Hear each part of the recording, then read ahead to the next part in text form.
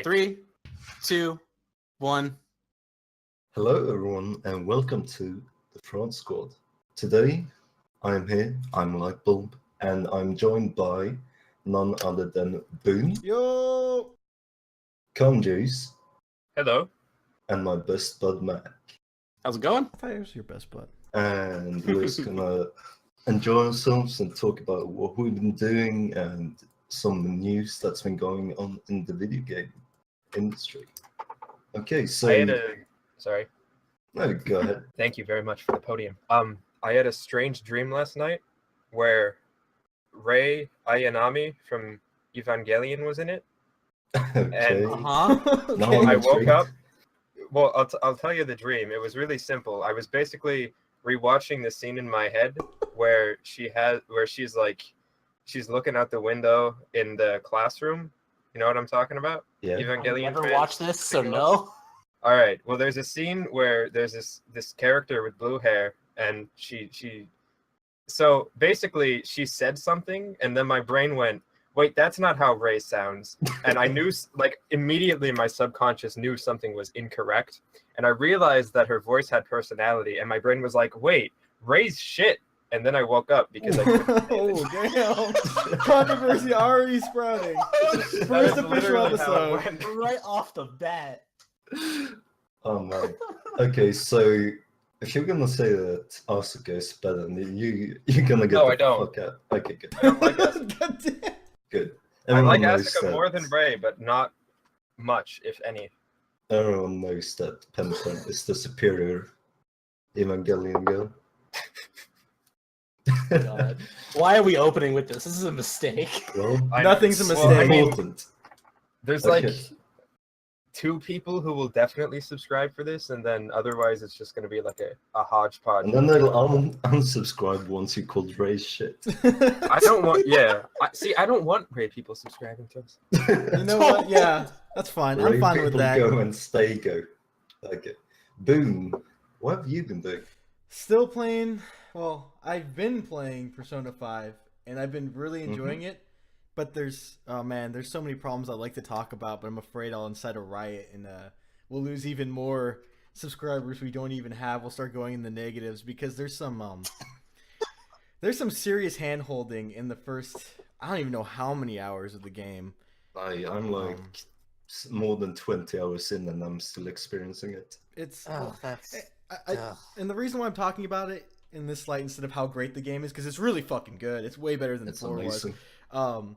The reason why I'm talking about Really? is, 1, I can't spoil shit, and 2, it actually gets really annoying how much handholding does happen, because in the game, you'll you know how there's like a tutorial menu that will pop up and say, here's how you do a thing, and you just read through it quickly. It's really short and simple. They did a good job at that. But then once you're done doing that, one of the characters will reiterate exactly what that tutorial just told you in words. And then the game will make you execute that. Like you won't do anything else but to execute the thing. And then after you've done that, the next day, they'll talk about the thing you did, pretty much. So it's like 4 layers. And also when you go back to do it again, it'll remind you, it'll prompt you to do that thing you did again. So it's really obnoxious. There's also times. Oh, go ahead, Level. There are some parts that do get fairly nagging, but I mean, I feel like the writing and voice acting, at least with the character that teaches you the main basics of the game, like, still managed to hold up because the voice acting is pretty goddamn good, and it's not like it gets too pummeled into your head, at least not in my experience. It's more like, you know, you go, like, roll your eyes and, yeah, I've read this before, and I already know this because I've played the series before. And suddenly there's no way to skip the tutorials, which I would have liked. I mean, That would be a good feature. It should be in every game, honestly. There should be a sub menu when you go into options to be turn off tutorial text. That'd be very good, it sounds like. Even like a prompt, like, I mean, a lot of games do this, where it's just, do you want to know how this thing works? And if you think you can get it, or if you've played the game before and you know how it's done, you can just say no, and you can skip, like, 20 pages of dialogue text. well, like, they even implemented like a tutorial section in the menu, so you can go back and look at every single last tutorial. But the thing is, like, no one's gonna look through all of those because there's a lot of stuff in Persona 5. Listen. To everyone who's listening and playing Persona 5, do go and read through that tutorial menu, because there are some tutorials that you're not told in gameplay, and they are incredibly useful. I definitely recommend going back and skim through those. I haven't done it yet. There's one mechanic that is thoroughly explained in that menu that's not explained in the story or gameplay. Oh, that's kind of bad. But yeah. Other than that, it's got everything solid. The sound design, the music, the voice acting, the gameplay, and the story are all leagues better than 4 was. And I don't know. I would like to compare it to 3. I don't know if it's better than 3 or not because I can't remember. It's been years since I've played it, but it's honestly It is better than 3. It's really good. The combat's so much better than 3's ever could be. Yeah, it's so much better. There's a lot more stuff going on. It's actually kind of fun. But other than that, yeah, I hate to bash on the game so much. Yeah, well, there's no reason to bash on it. Like, I mean, if you like something a lot, it's gonna be the flaws of it are gonna become way more clearer. Yes. And speaking of really liking something about the game, I've got to say that without hyperbole, that game has the best UI design I've ever seen in a video game. Oh yeah, I can definitely agree with that. It's so colorful, and it has pops up at you. And such a wonderful menu system. Just the look of it. I was keeping in my back pocket like a joke question. If in case you guys got off topic, I would jump in and say, "How are the menus?" But I'm glad you've brought up the topic on your own. They're so good. I've watched probably a solid 5 minutes of gameplay, and I was impressed. Like, I've never played a Persona game in my life, and I looked at the menus and was like, "What the fuck? This looks beautiful. I want to play this game now because it has such good UI design." Like, I've seen God. Maybe I should look up more. There could be like nothing going on, and everything will be popping up at you. Like the characters' faces will I don't know how to explain it. It's like a comic book format where it pops up at you and it shows you their face and how they're reacting to the situation. Yeah, like reaction, cross cuts and everything. Yeah, it's just a lot of cool, interesting stuff layered on top of the combat, and even just like when you're talking in the little visual novel part of the game. It's just lovely. They're just so like you can tell they put their love into it. But yeah, the menus are good looking. The menus are great, especially when you go. I mean, you do have to see these in motion. I've really only seen screenshots, and I'm like, that looks like a Persona menu, but these do look very nice when you actually. Everything moves. All the menus are moving. There's an entire Imgur album called Persona 5 Menu Gifts. But there is one really, really nice detail that I don't think a lot of people have picked up, that in the visual novel, well, not visual novel, but social sim reading parts, that it's just a really tiny detail, but the camera is not stable. It moves around an incredibly tiny amount, and that adds so much motion to the picture. You can Is it a shaking effect? Yeah. No, it's just swaying kind of. Okay. You can even move around the camera, even though it's limited for some reason. They bound it to a joystick when you're in combat, I noticed. It's kind of nice, but it's like, why is this here? But, it doesn't really have any purpose other than being cool. I think that just how the entire screen moves is like a lot of game designers just kind of ignore that part of how it affects how a game feels a lot in like a really noticeable way. And a lot of I just find that a lot of gamers don't really notice it. I feel like Persona was in the oven for so long because every Persona game has this trend of being supposed to be on the last gen console, but then it gets bumped up a generation because they spend so much time polishing it. I feel like that's just what they do is they just try to make the most fucking ridiculously polished thing and then put it out there. It definitely seems like a game that has such a weird cut above a lot of other games in areas that other games have been really slacking on, UI design and just overall art direction, and it's all really cohesive and really nice to look at. Yeah, I mean, Persona 4 was released in Japan in 2008. That's 2 years after the PlayStation 3 was released. Mhm. Jesus. It's 3 after the 360. Oh, man. Yeah, you're right. Yeah, Ugh. crazy. Yeah, that's really weird. I mean, and you figure like the true version of Persona 4 only came out 2012 with Golden. Yeah, Oh, well, that's yeah. the superior version, at least. Even Yeah, though well, I mean, see, like- Mary's in it. Yeah, like I feel like that was them going back to polish off something that they really cared about. Like, Hmm. I mean, most bakers don't go back to the buns they've put in the oven that late, Mm. in a manner of speaking. Yeah, I I like get it. you. All Okay, right. Yeah. Boon, have you done anything else other than P5?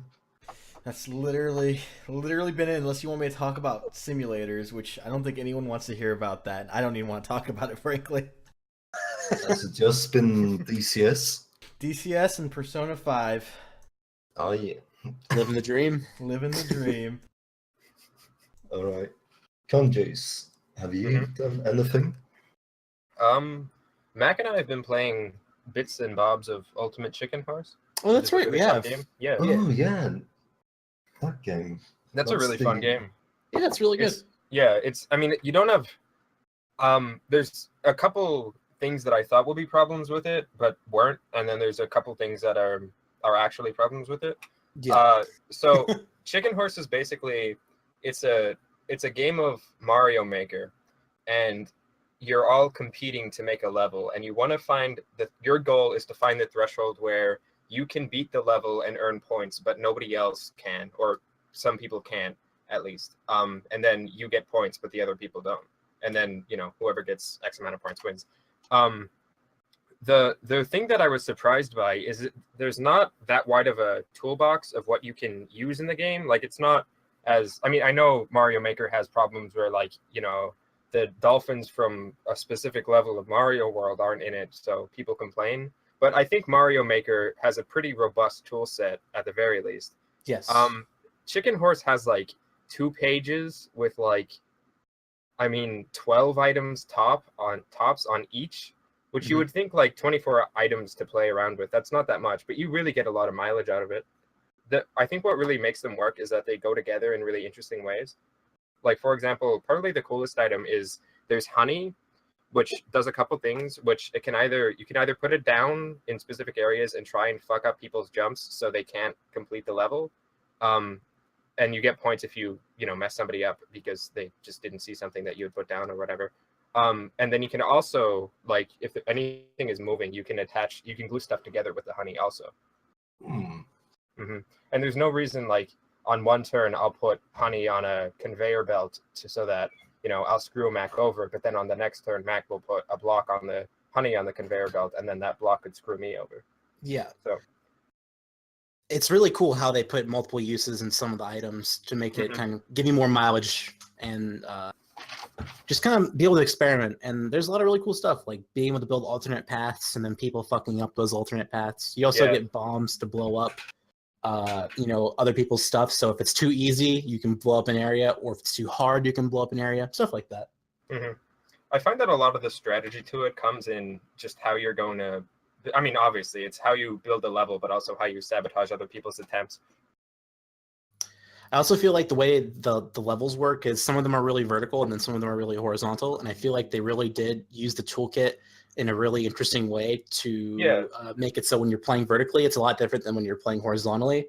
Like, you build way differently on, like, say, the water tower level, which is very vertical. But then when you go, like, to the pyramid level, which is horizontal, you find that you're really trying to block off ways to make it a lot harder because it's inherently a lot easier because of the way it's designed to be that way. Yeah, it's really interesting. There's another one, like, it's like, I mean, all the levels do feel different, even though they're just basically like playgrounds. But you get every level that I've made so far has been in some way interesting. Yeah. And how many players does the game support? 4 players. It's 4, right? Okay. Or maybe it's 5. I don't know. I think it's 4. Is it 5? Let me do some quick Google foo real quick. I think it's 4, but now that I think about it, there's really no reason it couldn't be 5 or 6 or more. The only real trouble with it is that once you get a lead, it can be really easy to just try and make it to especially with two people, you can just like literally just block off the entrance or the exit and make it impossible for them to win. Mm. Yeah. So that can be really frustrating. It's 4 people, and then I saw a dev actually reply to a Steam post and said, "Hey, we're interested in probably maybe being able to make it more than 4 in the future." Because Ultimate Chicken Force didn't get online multiplayer till later on in its development cycle. Actually, Really? yeah, it was added. Yeah, it was added in after launch. Actually, that's self-flagellation. Why But would I'm you really, do that? I don't know. I'm really glad that they did though. It was really It's a cool. wonderful online game. Yeah, it definitely shines there a lot better than it does in couch. Because I mean, like, there are a bunch of really good couch co-op games on Steam, like Overcooked and shit. But like, I'd love to have Overcooked online. You know, that game is wonderful. There's no online. There's no couch only PC game that I wouldn't want to be online. I can agree with that. Yeah. Yeah, I get you. Yeah. Okay, did you play anything else, KANJOOS? I didn't really play anything else. I don't know about Mac. Yeah. I bought Fast RMX for my Switch. The third game in the there you go. racing series. Yeah, it's pretty fucking great actually. I came in pleasantly surprised. To clarify for our listeners, I think it should be pointed out Fast RMX is just a bunch of people. It's German dudes who realized that F-Zero isn't happening, so they just made their own new F-Zero game. Pretty much. Yeah, pretty much. They released a WiiWare game and a Wii U eShop game, and this is on the eShop too, right? Yeah, this is a different version of Fast Racing Neo, which came out on the Wii U. They added a few new levels, added a new I think they redid the UI if I'm not mistaken, and then also upscaled it so it runs at 1080p 60, and then also added some other graphical effects. It's one of the best looking games on the Switch. I can very safely say that. It looks gorgeous. Has some really good rain effects. I highly recommend if you're at all interested in seeing like the technical nitty gritty of it, look at the Digital Foundry video, because the game runs so fucking well and looks so good on the Switch. It's like one of the best portable racing games ever, like best looking portable racing games ever made, period. Like nothing compares visually to this in portable and in docked. It's crazy. But I've been playing it. It literally has the announcer from F-Zero GX, so it really does feel like it. And then they have a mode called Hero Mode where the mechanics of it are exactly like F-Zero, where health is boost. Because by default it's not, which is I'm okay with that. I don't mind. The main mechanic of the game is color switching, so you have boosts that are all different colors, and you're trying to hit them. And if you hit the wrong color, you slow down instead. Yeah, it's a Ikaruga mechanic. Yeah, it's done really well. The soundtrack's really great. It's fast, fluid. I mean, if you like F-Zero, you probably like this game. And yeah, it works really well with the Joy-Con too. I was really surprised. You can play it with a singular Joy-Con, and it works really well. Does it have the split screen? Yeah, it does. Oh, that's a really good, just out of the box split screen game then. Dude, yeah, I propped it up. I had a buddy of mine come over recently. He had his birthday like 2 weeks ago and came down again. And I propped up the Switch on its stand when we were hanging out in my living room just to kind of show him as like a joke. And we ended up playing for like 20 minutes. It was really good. We just played there with the Switch and kickstand. And you push in the stick to boost, which actually feels really good. I did not think it would, but it does. And yeah, I've been playing a lot of that. I've also been tying up some loose ends in Zelda. And I also reinstalled Grim Dawn on PC, but I have not played it because it's very intimidating. Grim Dawn, is that the hack and slash? It's an ARPG that has a lot of depth, an intimidating amount of depth. So I have a question. Quick question about how much of a F-Zero GX fan are you, Mac? I really like F-Zero GX. Are you any good at it?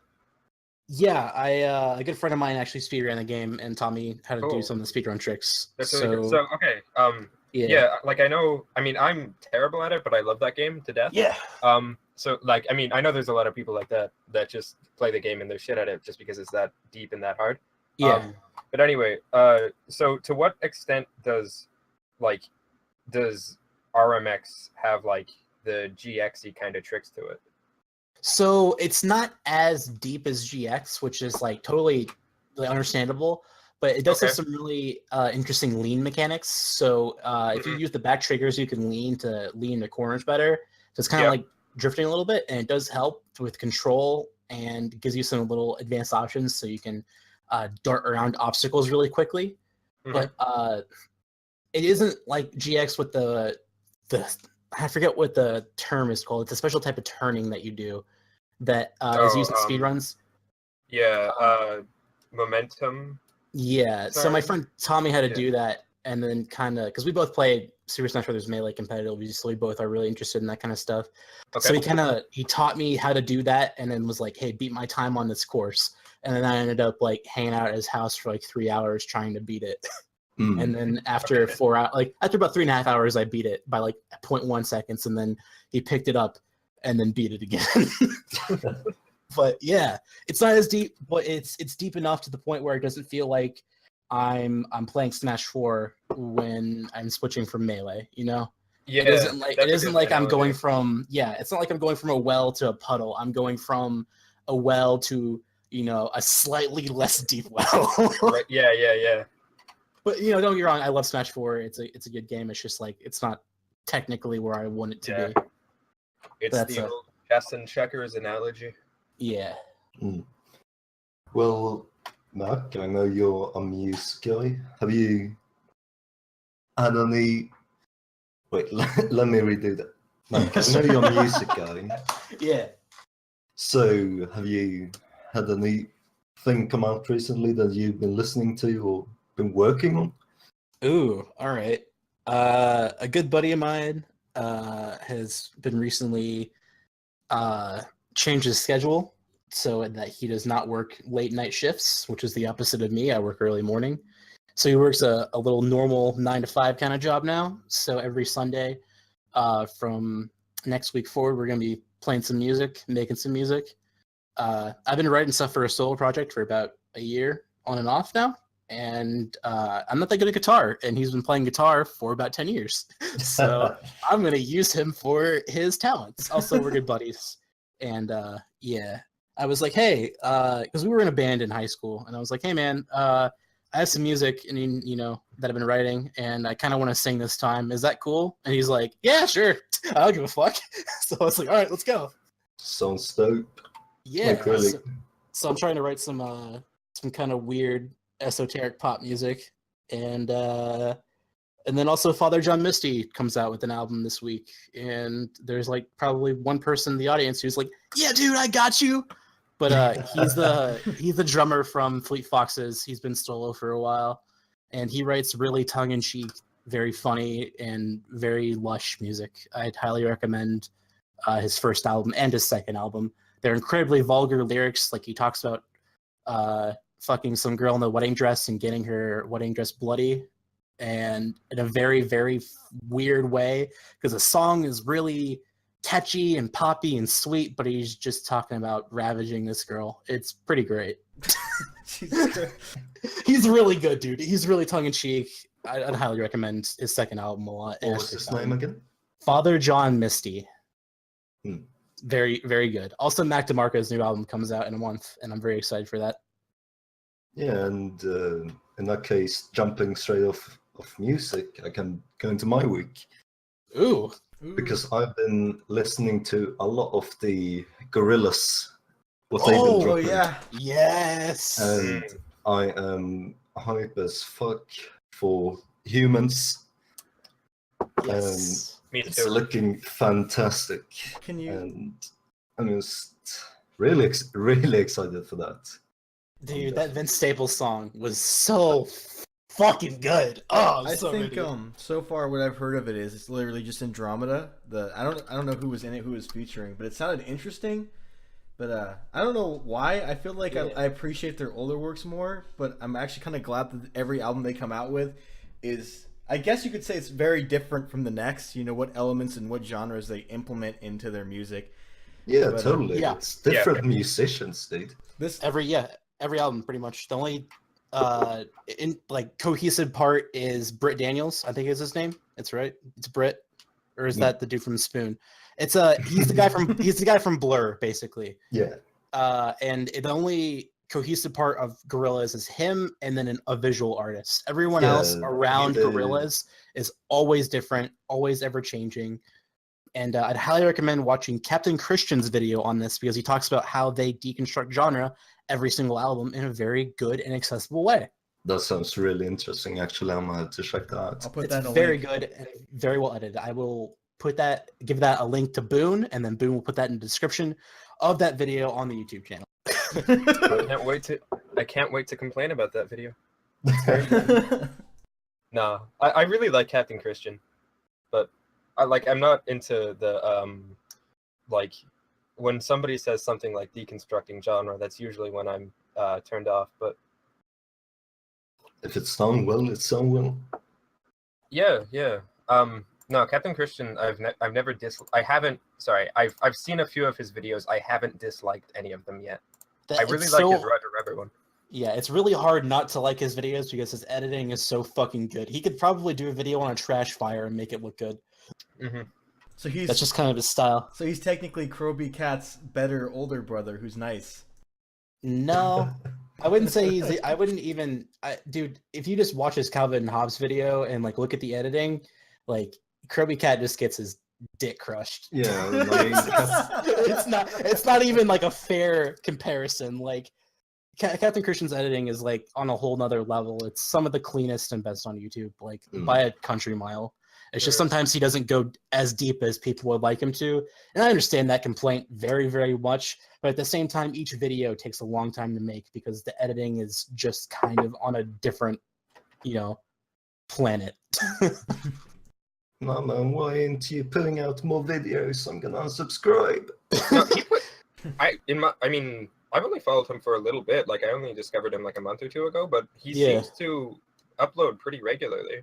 He does like a once every 2 weeks kind of thing, which is pretty crazy. That is not bad for his quality. No, right, it's like once a month, or he has like breaks. But like he put 2 videos out last week, which is crazy to me. Yeah, dude, his Roger Rabbit video was really good, and then the Newgrounds video actually made me tear up. I'm not gonna say any more than that. I grew up on Newgrounds and with a lot of the people he mentioned in the video, and yeah, it was really hard not to kind of shed a tear. And I was at work, so it was really weird to see me crying a little bit. It was like a singular tear, and like I was like red, but like it really elegantly put like how I look at Newgrounds and how the future of animation is this thing that like really was is being all these talented people are coming out of that website. Did come out of that website. It's crazy. But yeah. Moving on. Definitely agree. Yeah, let's just. What else did I do in my week? Well, other than Persona 5, which I've already mentioned, I didn't play much else. I played some Heroes of the Storm, the MOBA no one cares about because it's good. And also, I have to mention that if you for some reason own a PlayStation Vita and are playing Persona 5, that game supports remote play on the PlayStation Vita, and it's nice to play Persona 5 in your bed. It's the only reason why you want a Vita, honestly. Yeah. And other than that, I didn't play much, but I did watch the first episodes of Attack on Titan Season 2. And and I guess with that, I just want to say that I'm mostly watching it because I watched the entire first season, and I just want to know what the fuck that key leads to. But it leads to something good, my dude. Everything leading up to it's not going to be fun, but when you get to it, it hooks you right back in. Yeah, and I mean, I never got that emotionally attached to any of the characters in the first series. Found them kind of uninteresting and flat. Well, they don't even give them enough time to get developed or anything. They're just there and then they die. Hello, it's me, your new side character. Oh no, I got eaten. That's kind of the later episodes. Yeah, watch like season 2 has some weird political drama shit that's gonna happen that like is really uninteresting, but then towards the later half of it, it really does turn into something that's a lot better. Like I feel like the dude didn't think it would take off this hard and was kind of rushed to write filler so he could actually think of like parts that are meaningful. And yeah, because I read the manga to catch up, and like there was a lot of filler and then really interesting stuff, then filler, and it has the shonen problem basically. Yeah, it really does, but it does have some moments that are like that do kind of tug you back in a little bit. Is it in Jump or something? Shonen Jump. I think it's a Jump. Oh, okay, sure. That's definitely probably the reason why.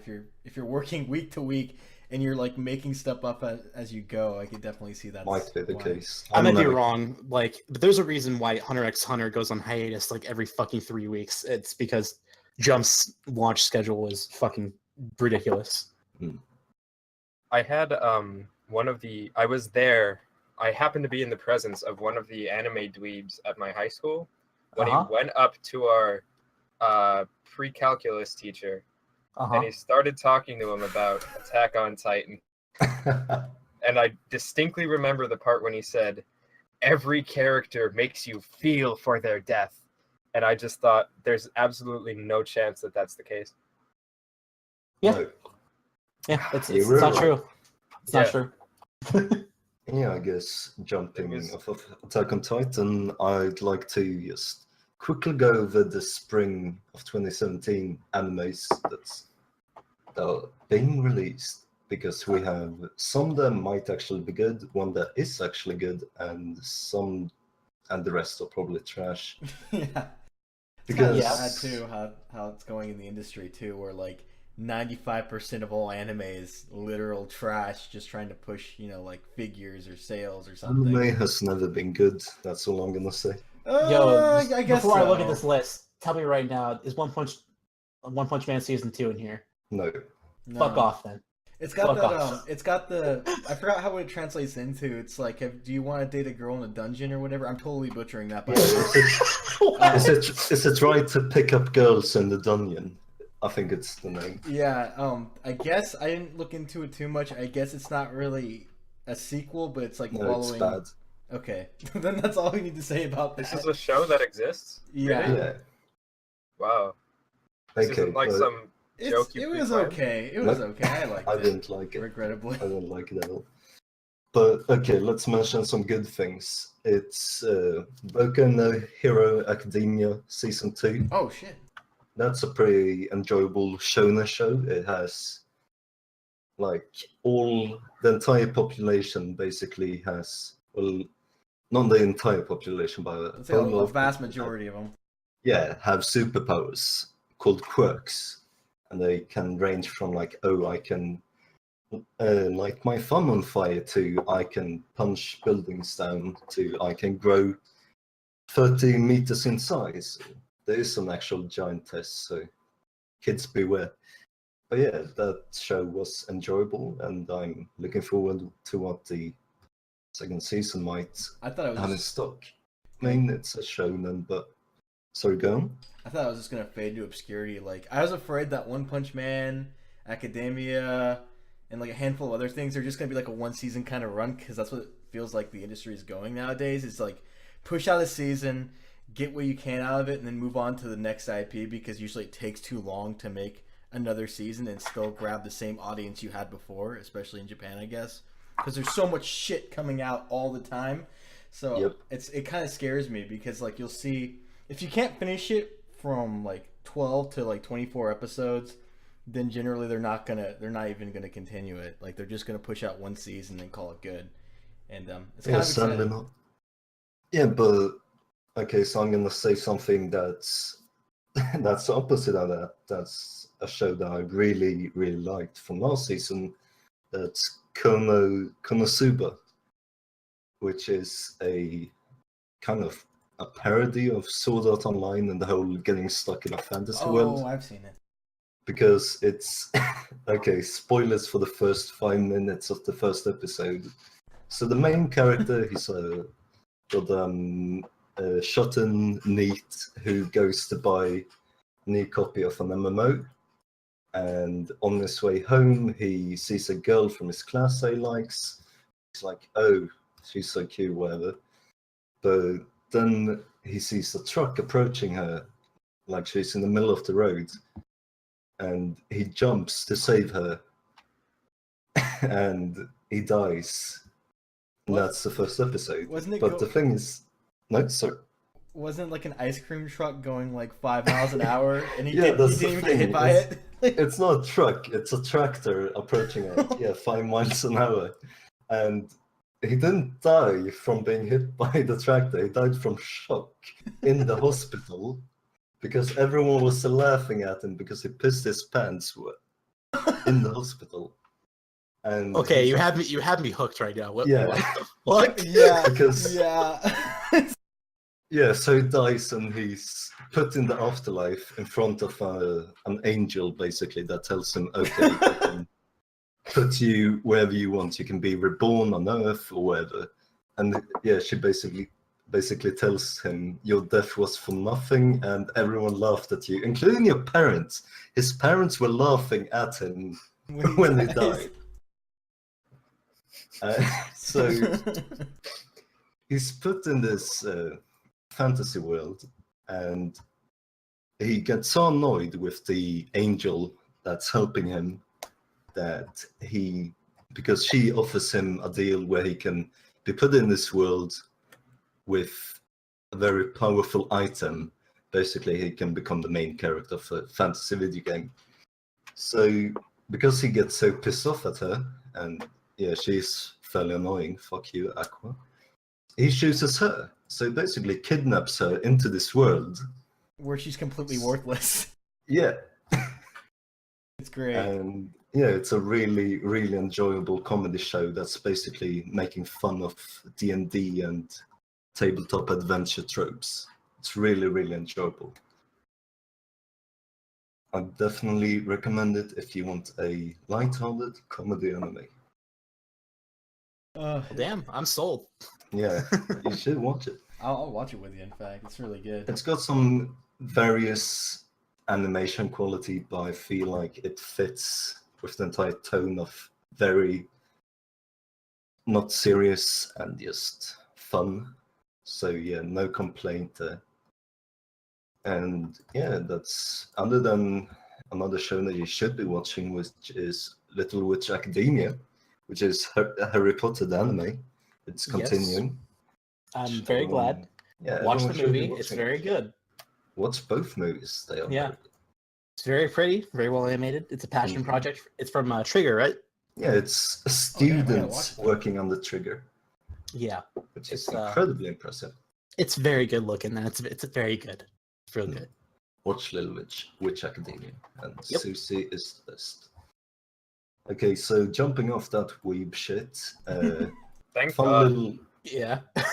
a fun little thing that happened this week is there was a ransomware that started to spread, and I just want to bring this up really quickly because I find it hilarious. So there was a ransomware that is called, what's it called? It's ransomware, which is it's ransomware, but instead of demanding bitcoins, it demands you to it demands you to get 200 million points in Toho Sorensen, which is a That's awesome, Japanese shmup. What the fuck? Yep. So yeah, it just wants you to get a high score. Wait, you can like go out and like look for it and get it? Is that the point of it? Is it forces you? No, the ransomware is the game. So yeah, the only thing you can get when you are infected is you can only play the game because your computer is entirely locked down. So yeah, get good. Not or only get out, that, but basically.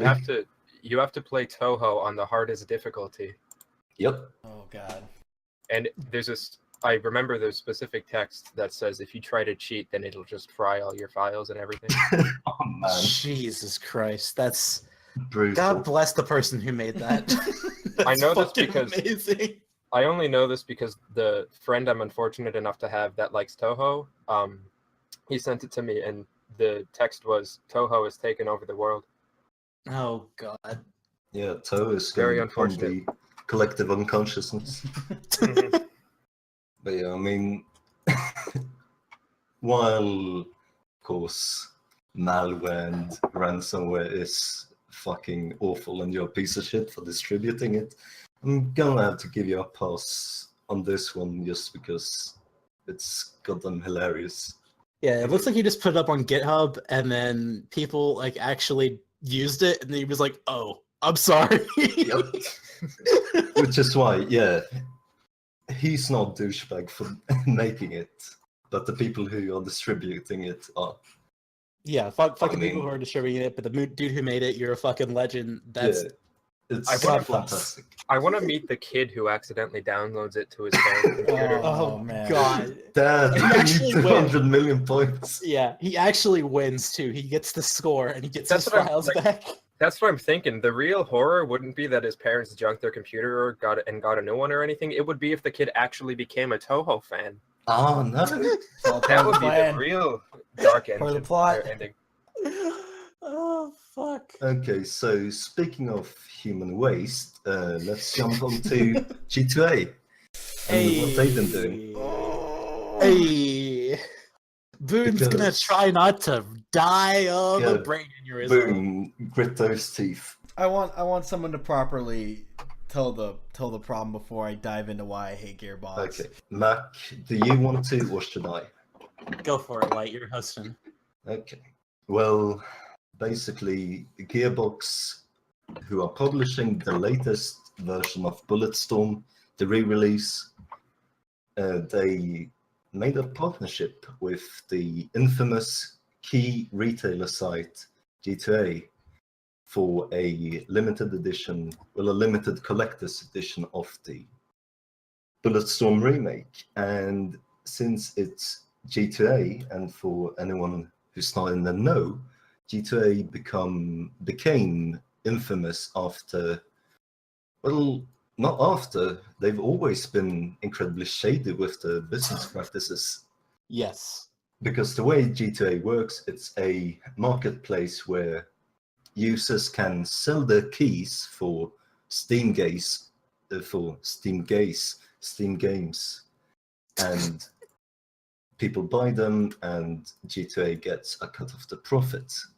But the problem comes in when G2A are incredibly lax to a disgusting level on where the keys are bought from or what kind of method they're bought with. So what has happened in the past is developers see a large amount of sales by people who put those keys onto G2A and then do a chargeback on the payment, which means that the devs lose a bunch of money and the scumbags who bought the keys and G2A make money. And the people who bought the keys from G2A also lose the game if they're unfortunate enough. And that is why people backlashed at Gearbox for making a goddamn stupid partnership with a business like G2A. Thankfully, Yeah, thankfully they wrote themselves a way for them to get out of it, and they can leave at any time. And they weren't that stupid, so they aren't trapped in this partnership. No, they already failed. They already failed to follow the contract anyways. So There's still time for them to actually to agree to Gearbox's demands, quote unquote, for G2A. It's not that Gearbox didn't follow their end; it's that they can leave anytime, and if G2A doesn't meet their terms and conditions, G2A or Gearbox will leave the contract, basically. yeah, Matt, but what are those conditions? Those conditions are. oh Jesus, there's a lot actually. Oh God, there are a lot of them. They're all very It's long. just, It's pretty uh, much stop being G2A. That's what it's literally saying. It's literally stop being G2A. G2A must Yeah, switch the Okay, so- entire business practice. let me go through it right now. So basically, the head of publishing at Gearbox went ahead and put together a proposal and a deadline for G2A to act upon.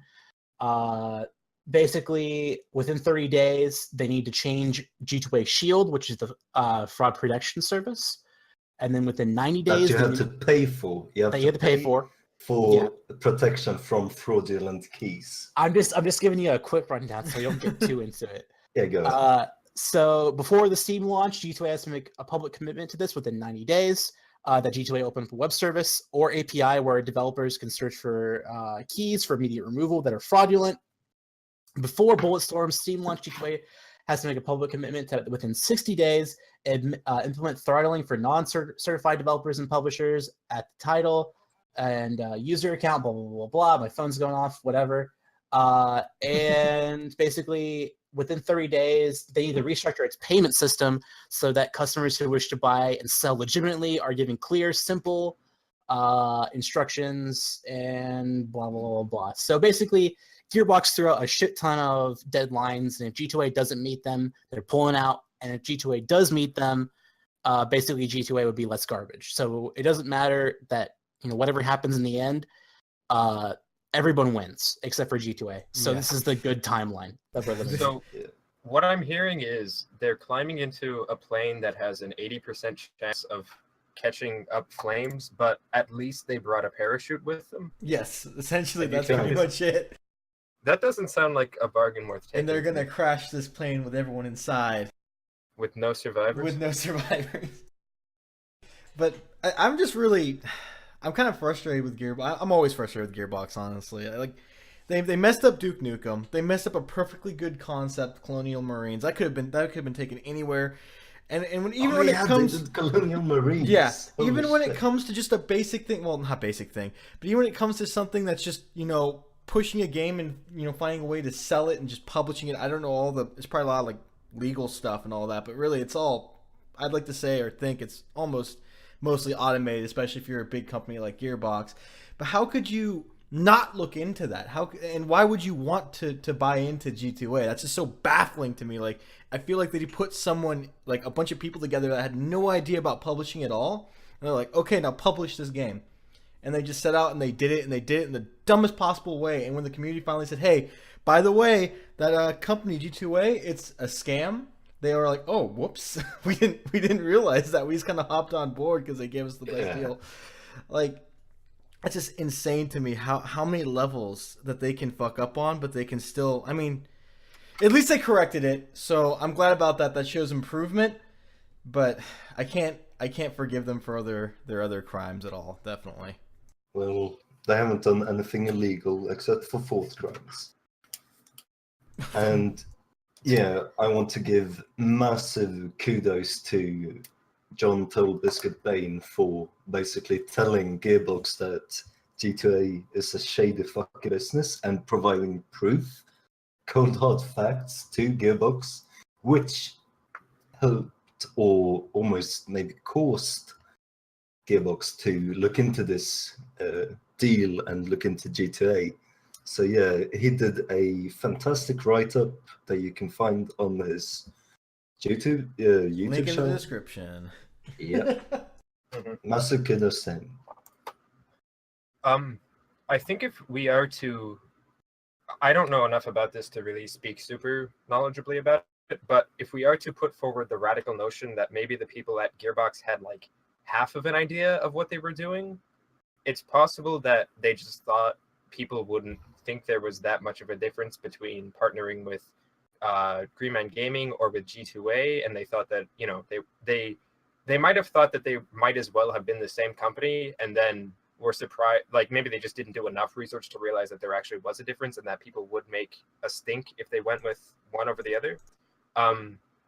So that would be my guess of what happened, is that they just thought it made no difference, and then, oh shit, it actually did make a difference, and they backpedaled pretty quickly. Yeah. Well, Yeah, maybe it was just pure ignorance on the situation. But I don't think it needs to be pure ignorance. They might have known that G2A was kind of shady, but they could have just assumed, like, there's no difference between Steam, Origin, Green Man, G2A. What are the other ones? I don't know. There's a bunch of them. Gamersgate, Humble Store. There are a whole lot. Twitch is one now, I think. Really? Yeah. Or they're going to be one soon. I think as long as they're legit. I hope. Yeah. They would have Yeah. normally been able to get away with it. Like, you're probably right. They even if they half knew what they were doing, Yeah. they would have been able to get away with it if they weren't Gearbox. But sadly, they are Gearbox, and they have a track record, and people love to point that stuff out, like myself. And Right. Honestly, I don't know. I feel like GTA has grown such a bad taste in people's mouths that even if it was like, well, I mean, what's a company that people do like but aren't fanatic over? the Humble Store? I don't know. I can't think. No, like a developer. Oh, a developer. I don't know Anyway, if there are any that gamers aren't strongly for or against. that's probably true. But yeah, I feel like even if it was a more liked developer than Gearbox, it being partner with GTA would still have made a lot of people look at it and go like, what the fuck are you doing, guys? Do you not know what this business actually is? It's upsetting because, like, it was only 2 weeks ago when Mac and I had talked about how Mac recommended Bulletstorm to me the other day and told me it was like a pretty underrated game. It is. Assuming It is. assuming Mac isn't full of shit. I'm not. Oh, it's good. No, but like this is just a shot in the leg for like a game that, you know, probably I'm assuming deserves love. It deserves a little bit. It's not like a perfect game or anything, but it's Yeah. like the game that it set off the whole like it paved the way for all these really Good like shooters. decent creative shooters. Yeah. So like it paved the way for Wolfenstein and for the new Doom, like really heavily. Yeah. It definitely like- helped, yeah. Yeah, it really was like the big push was like Bulletstorm was like the first one to be like, hey, let's bring style back in first person shooters and we'll do it in this really cool, unique way. I actually remember that they didn't just have a trailer for it. There was like some free game you could download that was a trailer for the Yeah, game. there was. It was making fun of Call of Duty. It was hilarious for the time. I'm sure it hasn't aged well at all, but it was really. No, it hasn't. I mean, It was just a. Yeah, you can. I'm going ahead. What? Oh, yeah, it was just a one-note joke about how all shooters these days are completely grey, which is obviously an aged. It's a joke that hasn't aged very well considering the shooters we get today.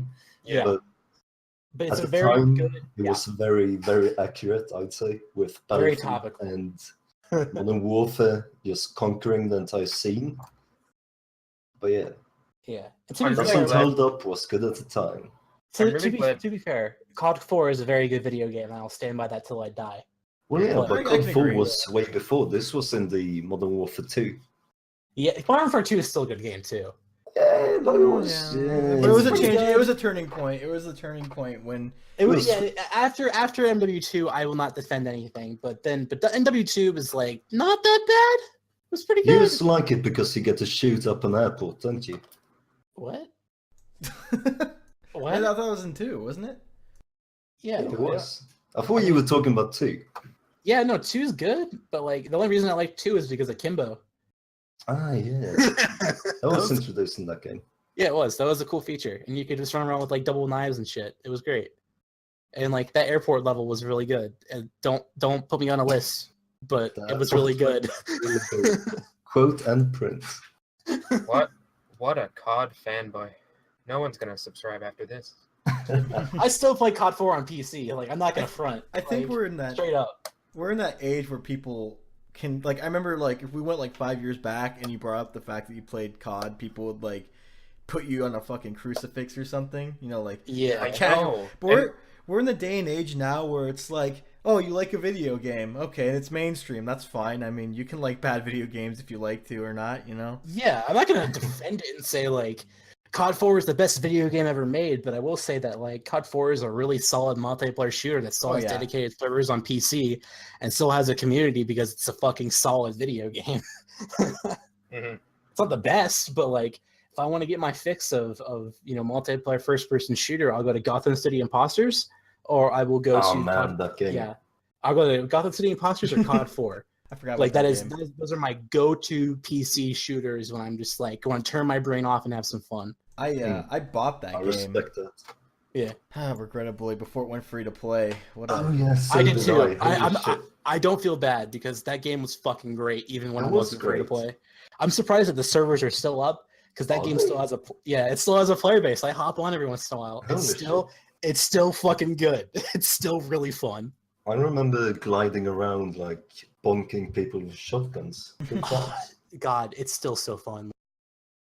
A good friend of mine who's also a popular streamer, man, was Oh, considering wow. doing some events with people just to get them back into certain dead games, like Robot Disco Derby Dodgeball, stuff like that. And the game that I suggested was Gotham City Imposters, and everyone was like, yes. Hmm. And I really do want to get like a player base back to that game, for even if it's for a week. God, that game's so fun.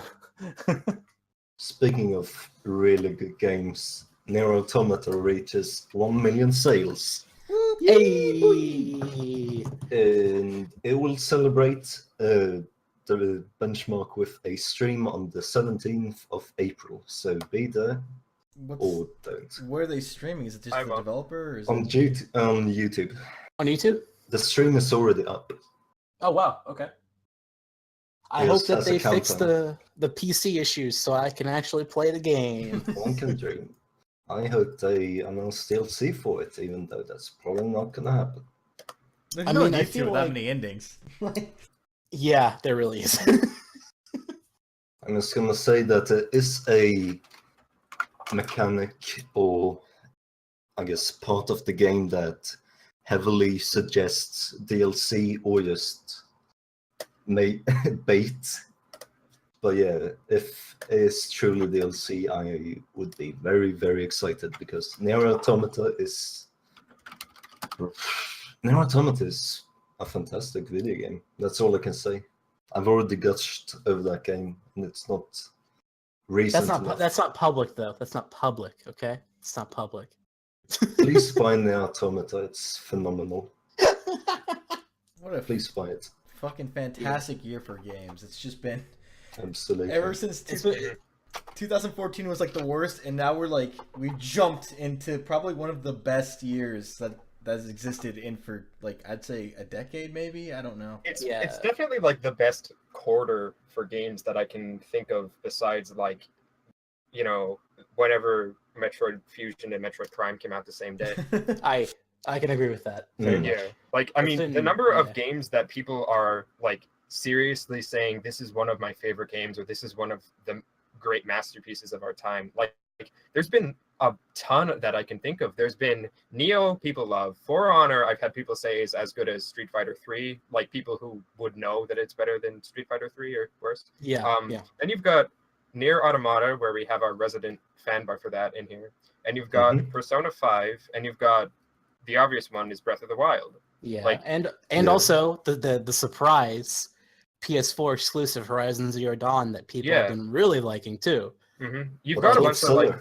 Then you've got Hollow Knight, and you've got Fast RMX. You've got Yep. You got Resident Evil 7. Yeah, Res 7. Yeah, yes. yeah. People Snipper- forget that game Which- was Snipper released clips. this year. Snipper clips. Yakuza I really liked Zero. Desync. I liked Desync, but nobody else did. It's okay. I kept Desync. And then you've got. It's not like there's nothing else on the horizon either. No, we got Yeah. tons of stuff coming in. Like It's if everything jam-packed. pans out, like we'll get Red Dead Redemption 2 this year. And like Oh, I can't wait. shut up. I know you're gonna cream boot. I'm sorry, but like it's and it also looks like we might get a Hat in Time this year because Ukulele's looking pretty meh. Grim? So Yeah. not grim. It's looking like pretty middle of the road, and like that's okay. Yeah. I'm mean, biased. Go ahead. For a game that's trying to bring a genre back, I think meh is just too. That's a death sentence, I think. And I don't although think it's a maybe death not. sentence It could because, just- like Maybe it's just trying to renew interest. But like, it is, and it already has. It's already done its job of renewing interest in 3D Yeah. platformers. It's shown well that, then, like, but Hat in Time was before Ukulele was announced, though. yeah, but that's the reason. There's a reason that game's been in the oven for so long is because they want to make it like better than Ukulele. The camera in Hat in Time, I can already say, is better than Ukulele, and that's a big issue with the Ukulele right now. I've been in the closed beta for Hat in Time for a while. I've been in Discord with the devs, so full disclosure, I've also speed ran the demo and holed a placement on the boards for the game. So I'm very biased, but I will say that I think A Hat in Time is something very special, and there was a reason that the game's been in the oven for so long. And if it comes out the oven this year, and if it comes out at the right time, I feel like it will renew interest in a way that Yooka-Laylee should have, because the soundtrack's great, the visual design and art direction's great. The game feels very, very, very good. It feels like a good Mario platformer, and it feels like what like Sunshine should have been without FLUDD. And like it's really snappy and fluid, and you know, has a lot of character and it's fun. And Hat Girl is a really funny character, and you know, obviously, is she a good waifu for you? it's not even gonna fucking go there because she's like 5 years old, dude. That's fucking gross. Yeah, Oh, I don't know. I don't know. But basically, basically it has a really silly and pretty art direction, and like these dudes genuinely do care. They're all old TF2 modders, and like they really did want to sit down and make a game that like, you know, they really give a shit about. And I'm really glad that like it's not as nonsensical and stupid as what I've been hearing about Yooka-Laylee, which is all the level design in Yooka-Laylee so far. Everyone's been like, oh, there's just really weird and confusing worlds. And then I played like the first 4 levels of A Hat in Time into the ground, and they are all incredibly cohesive, make sense and flow, and are really fun and have cool speedrun tricks that aren't like game breaking. I mean, there are game breaking speedrun tricks, I'm not gonna fucking lie, but those are gonna get patched out. Okay. Yeah. You don't have to orgasm over it. It's so good, dude. It's just like, I just want a good 3D platformer, and the fact that like Yooka-Laylee isn't gonna occupy that niche makes me sad. And like, I'd only be like, okay, but like, God, I just hope it comes out. My immediate feeling is if the rare guys can't still do it, then who can? And then my next thought is, well, the Hat in Time people, they probably it looks okay. It looks okay. You can do it. I've been playing it, man. I can vouch for quality. I wish them all the best. It also has the best PC options menu of any game I've seen in a long time. I will throw that out there. It's made in Unreal 3, and they abuse the fact that, I think it's Unreal 3 or Unreal 4. They really went in and were like, hey, you can change literally fucking everything, and they have detailed explanations in every single submenu of what it does and how much impact it does. It's like a very, very, very good port. You get a menu for the INI file. Basically. Sounds really good. Okay, so I've got a list here of some games that are of particular interest are coming out. All right. I'm just gonna list some of them. Cuphead. Yeah. Yes, please. Whenever, hopefully 2017. Okay, so we got Yooka-Laylee. Got Outlast 2. We got the remake of the Silver Case, a very, very. That's the Suda game? Yeah. I have no idea what that is. It's really weird, and it's really enjoyable. It's a Suda 51 visual novel released for PlayStation 1. Oh, okay, cool. And it's getting a Western release. It's kind of like official. I always thought it was like it's to Suda what Snatcher was to Hideo Kojima. Okay. Oh, yeah. Okay. That's cool. All right. Yeah, I'm down with that. Yeah, go and do that, please. Suda. I'm actually going to add that to my list of games I'm excited for. Okay, so Outlast 2, and I thoroughly enjoyed the first Outlast. It's a very enjoyable horror game, even though it did get very samey. I hope they don't fall into that with 2. We got finally we have the Western release of Puyo Puyo Tetris. Hey. Finally. If you have a Vita, on Switch. This month. Excuse me. If you have a Vita, then there's nothing to wait for. Hey, if you have a Switch right now, I you said can the play Western release. Yeah. If you have a Switch, you can also play it in Japanese. Yeah. Well, that's true, but if you have a Vita, you could have been playing it in Japanese. And that's true. We got Warhammer 40k Dawn of War 3, which I know it looks like a game. I'm I don't excited know what for to say, really. I'll eat anything they make. Honestly, I'll eat any Warhammer series they make. Yeah, probably. I'll do the same. We got Prey, the game that no one asked for, or the version rather that no one asked for. I'm looking forward to this. I like Arcane Studios a lot. Oh, I thought it was made by Human Head. Arcane. No, it's Arcane. Arcane. because Arcane's a great studio. Like I'm looking forward to it, and it's Arcane Austin. I think this is the American dudes, so it's not gonna have performance issues like the French dudes. So it's also using a different engine than Dishonored 2. So if people are worried about performance, I feel like this one will be better. But that's me talking out my asshole. Like the third or second revive they've done of Prey. It's so the far. second. Yeah, because basically the theory is that Bethesda did everything they could to fuck over Human Head so they could buy the Prey IP, and then they gave it to Arcane. And that's, I don't know, really, it's a theory. I really like Human Head, though. I mean, I played, like, Rune Halls of Valhalla, which is a game no one's ever heard of or played. And it's like a hack and slash. Well, oh, man, it's aged. I'd say it's aged really well for, I think it's an Unreal game. A really, really old Unreal game. It's a hack and slasher where you play as Ragnar as he goes and, like, fights Loki or whatever. But it's really good. You gotta give it a shot. It's like $5 on Steam. All right. And okay, next up we got the Mario Kart 8 Deluxe, because you can't have enough Mario Kart. They fixed battle mode. They fixed battle mode. That's all I fucking care about. Battle mode's No one fixed. cares about battle mode. I care about battle mode. No one cares. I do. I'm one of the few. Also, I really like how I can play Mario Kart 8 on the go and then just bring it to my friend's house and prop it up on a chair while we, have some fun and then play Mario Kart. That sounds like I'm gonna fuck him. I'm not. It's just gonna be a night where we drink a lot of beer and play Mario Kart and Smash Have Brothers. drunken sex. No. Let's change topics. Continuing on. I'm gonna dodge this. Let's go somewhere else. Injustice 2. Speaking of drunken sex. Injustice 2. A game that I didn't want. What he asked for. Yeah. We got. It looks Tekken good. 7, the game everyone asked for but never got. What game? Did we ask for Tekken this? 7. Japan What did. time? Wait, what game? Tekken 7. Tekken Okay. 7, yeah. There you go. Thank you. Sorry. Yeah, that game is finally coming out, I hope. You got a game that a collection that I'm looking forward to, the Wipeout Mega Collection. Ooh. Okay, Because that sounds cool. it's a remastered 4K collection of Wipeout HD for the PlayStation 3 and Wipeout 2048 for the PlayStation Vita. Both are fantastic games, and I'm a huge Wipeout fan, so I'm definitely hoping that that collection is good. Cool. Gotta get more worse F-Zero. And those are... Yep. How fucking dare you say that to me? I do like Wipeout too.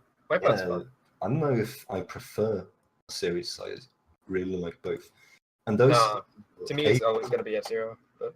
Fair enough. That's April to June, and that's just a tiny, tiny bit of the games that are being released.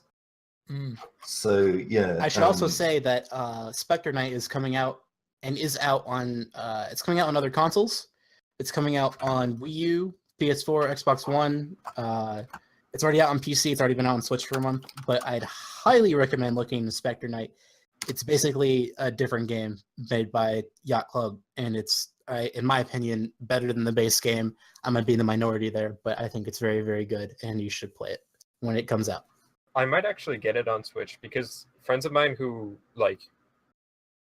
okay, I'll say this, and I don't want too much shit for it, but I don't care very much for Shovel Knight. That's fair. But other people who also don't care very much for Shovel Knight have, they also like Spectre Knight. So Spectre Knight brings basically what I think everyone who wanted a more difficult and a more technically deep game are going to like more out of that option list, because Shovel Knight's great. I think it's really great, but I don't think it doesn't have that much depth. And I feel like Spectre Knight has a lot of depth in its platforming and in its mechanics, and it does a lot more than Shovel Knight does. The addition of a wall run in general is already a huge step up, but there's more than that. It really is. With that. It's really good. It's fun. I like it. Yeah, and you can buy it by itself too if you don't want to buy Shovel Knight. But if you already own Shovel Knight, you'll get it for free. Okay. So, yeah, I'll go for that. That's cool. Yeah. It's $10 by itself, and then $25 for everything, which includes Shovel Knight base game with co-op and Plague Knight campaign, Spectre Knight campaign, and King Knight, which comes later. So yeah, So look forward to future bad takes about Spectre Knight out of me. it's a good game. It's a good game.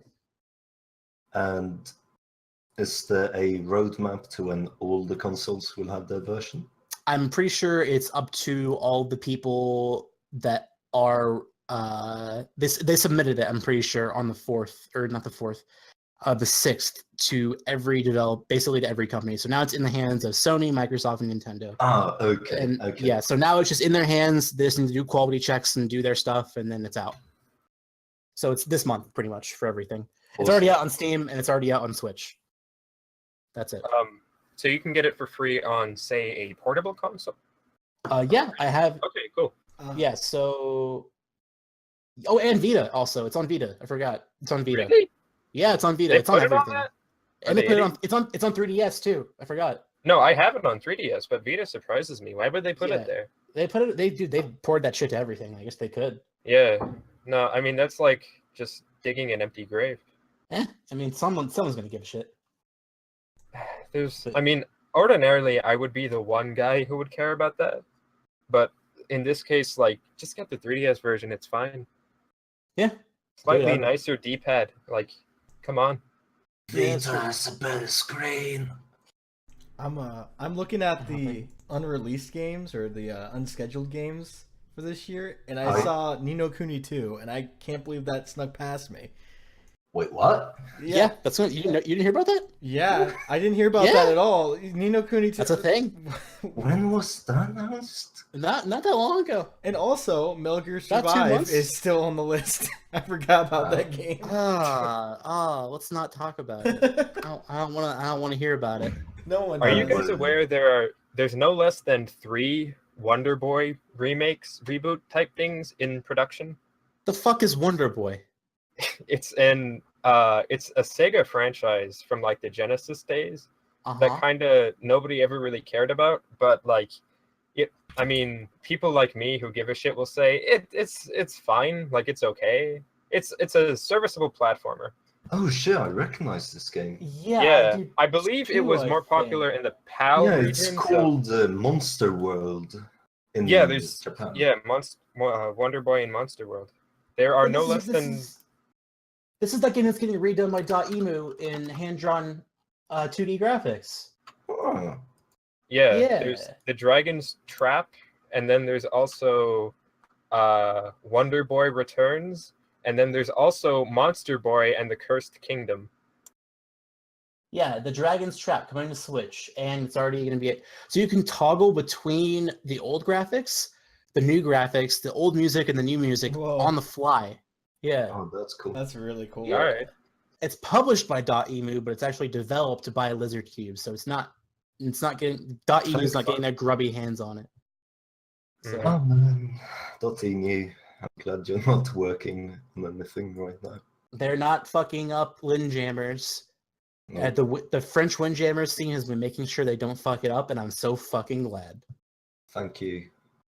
French Windjammers scene for actually being relevant enough for .emu to ask for help. Bless your heart. Also, I'd highly recommend looking at the quick look for that on Giant Bomb. They redid the menus, and it looks fucking great. There's 2 other obscure 16-bit franchises that I care about that are getting revived, which are there's a new Toe Jam and Earl to be coming out sometime this year. Yeah. Published by Adult Swim. Yep. Yeah.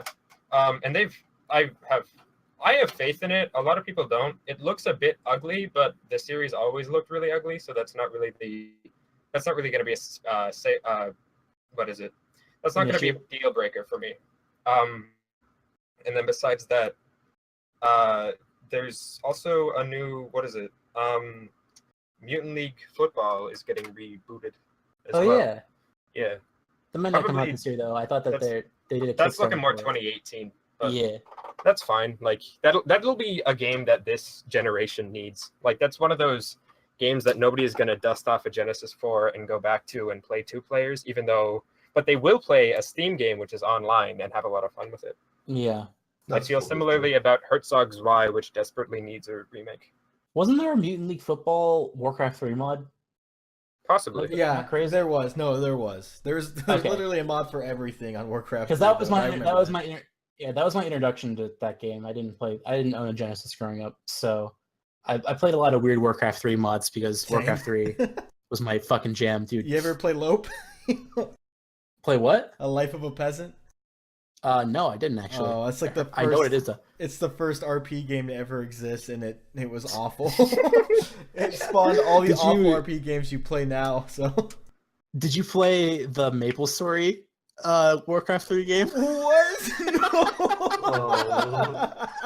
So I played that offline. I did the disc trick with Warcraft 3 where you put in the disc and then it reads the game and you take it out and then you close the tray and then it keeps playing. And then so you have to get into the game and then play it offline. So I played it by myself for like 3 weeks when I was like 12. I'd do that, but with what is it called? SWAT Aftermath, which is like Diablo but with guns, and that was pretty much it. I dumped so many hours into the custom games of Warcraft 3. It wasn't even funny. God. And all the Same games, like half of them, not even half of them, like 5% of them were original. You had like Dota, you had Lope, you had Vampirism, you had Angel So Arena.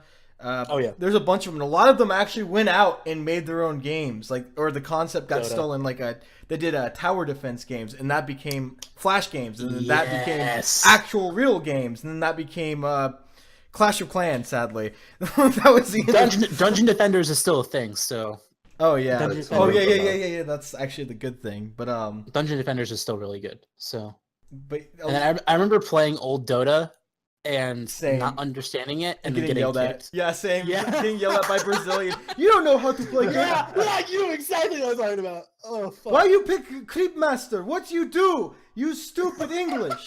And I'm like, oh, I'm sorry, I don't know what I'm doing. I was like 13 or 12. Like, I'm sorry, I don't know what I'm doing. And I just get kicked, and I was like, oh. Yeah, God, fuck, I was so young, but I was so sick at like Winter Mall was my fucking jam, dude. Yeah. I was so sick at that. God, I still play Warcraft 3 custom games with my friends. I was playing it a month ago. We should get together and start doing it. Honestly, there's so many.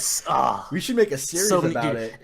Like, you could talk about... get everyone playing Vampirism? Oh my god. Vampirism is so fucking fun. I really wish more people would play it. It's what spawned Hunger Games. Because Vampirism basically was like there's one dude who's hunting everyone. Everyone has to run for their fucking lives. It's so good. It's really, really fun. It's Warcraft 3's custom games spawned a lot of actual original game ideas, and some of them were literally just taken from these guys, and some of them actually went out and refined the concepts. But it'd be really interesting because no one's ever really talked about it. Like to look back at maybe make a video about it and look back at like Warcraft 3. And like all custom games, I'd love to. And how we should get together and actually do that, because I think we could really write out like how Warcraft 3's custom games changed how like all these like interesting concepts in the industry or something. But yeah for sure. I think any like really tight set of systems is gonna generate something like that. Doom was a lot like that. Oh yeah, definitely Doom.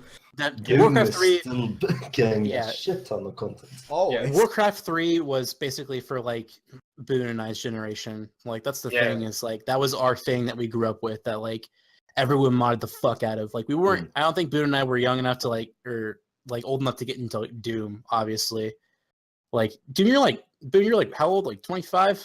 24. Yeah, I mean, I've played Doom, but I didn't. That wasn't a game I played when I was younger, and I thought, oh man, that's the game right there, because it was already old.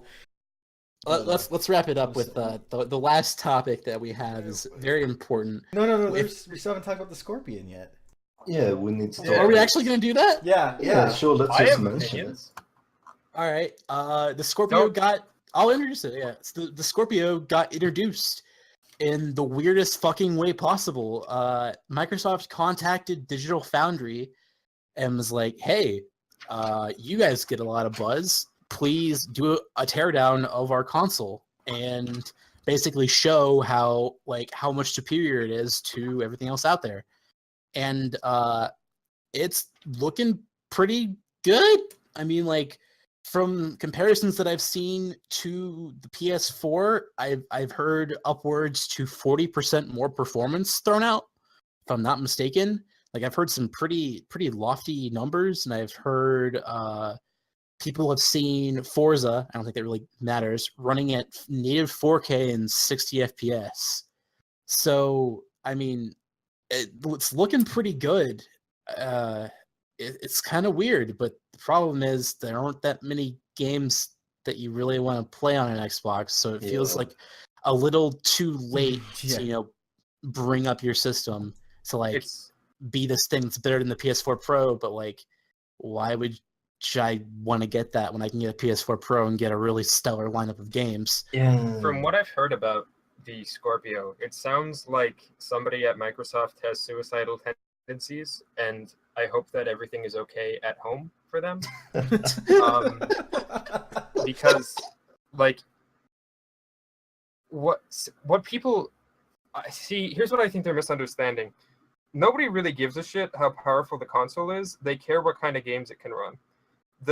What people predominantly care about is they go in with the mindset of, I've got $350 or $400 or so in this day and age, and I'm going to spend it on a video game console, and I'm going to base that off of what's in my price range and then buy whatever has the best games. The people I've seen who have bought Xbox Ones are people who have the money to blow on an Xbox One. Usually it's in addition to another console. This is just my experience, but it's what I've come to think is true. I gotcha. Yeah. I mean, it just makes sense. This is how people buy most things. I think you look at over the history, and like the most expensive consoles to have won console generations are always like the most expensive is probably like, I think it's probably the PS4, because that goes for like $350, right? It goes for $300 right now. I'm pretty sure. Only that? Okay, yeah. 350. It depends on where you're looking. It hasn't gotten the official price drop like the Xbox has. 350 is your upper limit with that. And like, you look at consoles that have suicided, which are the Saturn, which literally is the thing that killed Sega, which dropped for $400. You look at a lot of the smaller ones, like the TurboGrafx was too expensive. The 3DO was $700 fucking dollars. Yeah. The Neo Geo is like, I mean, the Neo Geo at least had a reason to be expensive, but it was never going to sell at $600. Yeah. Let's not talk about rest in peace, Neo Geo. You were too good for your time. Right. Christ. Yeah, I think we all agree there. Even like the PS3 was gonna. It looked like it was just gonna tank because of $599. Yeah. It was insane. $600. Yeah, you can't sell a console for $500. Yeah, that's the thing that with the Scorpio is like they're going in like really strong with the price point of what's rumored to be $500, and like that's stupid. I can buy a PS4 Pro that's like slightly not as good. Yeah, maybe 30 to 25% less. You can also buy a computer that's just as nice. Exactly. That's the thing. Like. What I've been hearing is like it's like a slightly overclocked RX 480 or some dumb shit like that. But like at that point, why not just fucking buy a computer? You can get a boutique computer for like a little bit more than that won't with Windows 10 and probably play all the exclusives that they're going to put on Xbox One. Because like right now they've been stagnating all of these exclusives to be like exclusive to Xbox One and Windows 10. Like it's always like, hey, it's all going to be on PC too. Like, just switch to Windows 10, please. And like, I'm on Windows 10, and I can do that. I can play KI, which was like one of the main reasons why I would have gotten an Xbox One. And I don't give a shit if I'm going to play Dead Rising 4 for some fucking reason. I can do it. But like, there's like, what are you going to entice me with? Like, they've been hinting at putting Halo on PC. Like, if they do that and then they drop this. Why the fuck would I buy a Scorpio? I'm just gonna play Halo 5 on PC, or not 5, Halo 6 on PC. Jesus, 6? I don't give a fuck. No. Yeah, the only thing it's 6. Yeah, it's 6. It's 6. The only thing Microsoft can do at this stage to save them, considering that they're not going to completely make a different console from this Scorpio at this point. The only thing they can do is somehow drop it for, like, I would say $350. $400 is pushing it. And I don't know if you can sell something like this for that cheap. If they can, then I think it might work out for them. I think Microsoft is kind of like the new Sega. Like they kind of filled the role that Sega was filling before, and it would be really poetic if Sega died because of the Saturn because they priced it way too high, among other things. And it would be ironic if Microsoft killed themselves because they priced the Xbox One too high. Agreed. Oh yeah. Thing is that, like you said, Microsoft doesn't have any cards to play with in the hands of like Sony and Nintendo now that the Switch is out, because and now that Scalebound is dead. Yeah, that was one of the few exclusives that Anyone Microsoft cared actually about. had. Yeah. Well, it might have That been was good, their but- Horizon Zero Dawn. Crackdown 3, boys. It's in the making, I Yeah, swear. but that's going to be on Windows 10 as well. Yeah. Oh, man. But yeah, Who fucking cares? Sony has the console market for people who do want pretty games that they can play at home, and Nintendo has the one where they can easily that's way more accessible, and that they can play with the family, with the fans of Nintendo games. And you can bring it portably. That's the Exactly. thing. So, Which leaves Microsoft with really nothing to put on the table. I yeah. think their best bet at this stage, I would say, is probably just to lose a lot of money by selling it for way less than it's worth. But then you could actually build up a market base with that.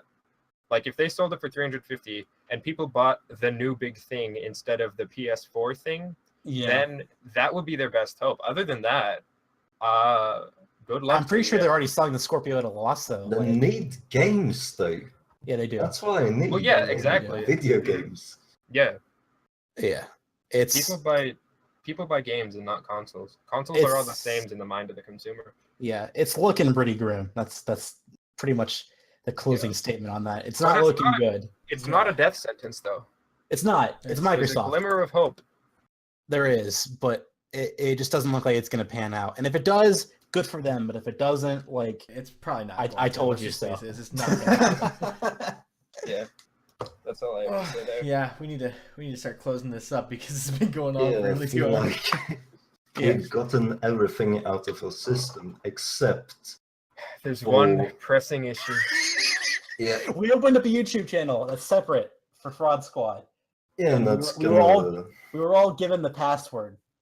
Mm-hmm. I have not signed into it. I was reluctant to I give you that will send it. password. On this one.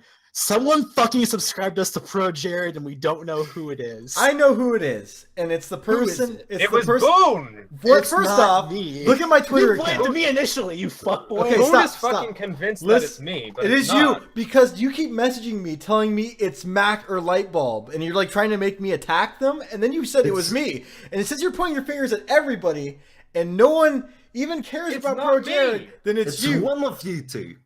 Me and It's Matt fine, it's have BOON. not I'm not accessed even the subscribed channel. or following Pro Jared. I don't even know who he is. I just I saw want Pro Jared to have as few fucking subscribers as he can get. Why?